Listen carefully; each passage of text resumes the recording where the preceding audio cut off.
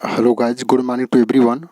तो दोस्तों, अब हम आपको बताने जा रहे हैं क्वेश्चन नंबर 6, जिसमें कहा है व्याख्या कीजिए कि 7 गुणे 11 गुणे 13 प्लस 13 और 7 गुणे 6 गुणे 5 गुणे 4 गुणे 3 गुणे 2 गुणे 1 प्लस 5 भाज्य संख्याएं क्यों हैं।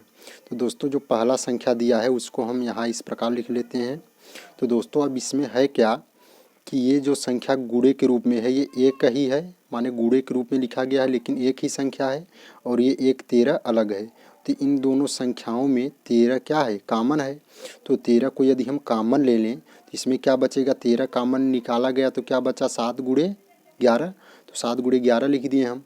प्लस है तो प्लस आगे यहाँ 13 कॉमन निकला तो यहाँ क्या बचेगा 1।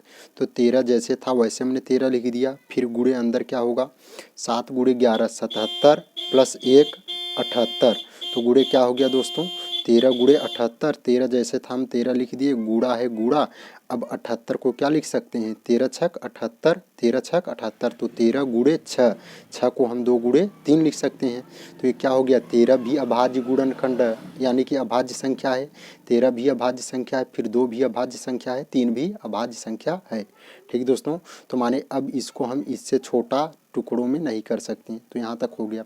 इसी प्रकार हम दूसरा संख्या जो है 7 गुणे 6 गुणे 5 गुणे 4 गुणे 3 गुणे 2 गुणे 1 प्लस 5, उसको हम लिख लेते हैं इस प्रकार। और उसमें भी देखते हैं कि दोनों संख्या, एक संख्या यहाँ से यहाँ तक है, दूसरा यहाँ तक है, माने 5 है। तो दोनों में 5 5 क्या मिल रहा है, कॉमन। तो दोनों में से यदि 5 कॉमन ले लें तो इसमें क्या बचेगी, ये इतना बचेगा और ये इतना बचेगा। तो यहाँ हम देखेंगे 7 छंग 42, फिर गुणे 5 निकाल लिए हैं, 4 3 12, 12 दूना 24, 24 एक्का 24। तो 24 बचा और प्लस था प्लस, तो 5 निकला, यहाँ 5 के स्थान पर क्या बचा 1। तो 5 जैसे था हमने वैसे लिख लिया 5। उसके बाद 42 का गुणा 24 में करेंगे तो 1008 आएगा और प्लस 1 जोड़ेंगे तो 1009 हो जाएगा। तो दोस्तों, एक चीज़ पता है आपको, कोई भी संख्या हो उसके 2 अभाज्य गुणनखंड तो होते ही हैं, एकदम निश्चित रूप से 2 अभाज्य गुणनखंड होते ही हैं।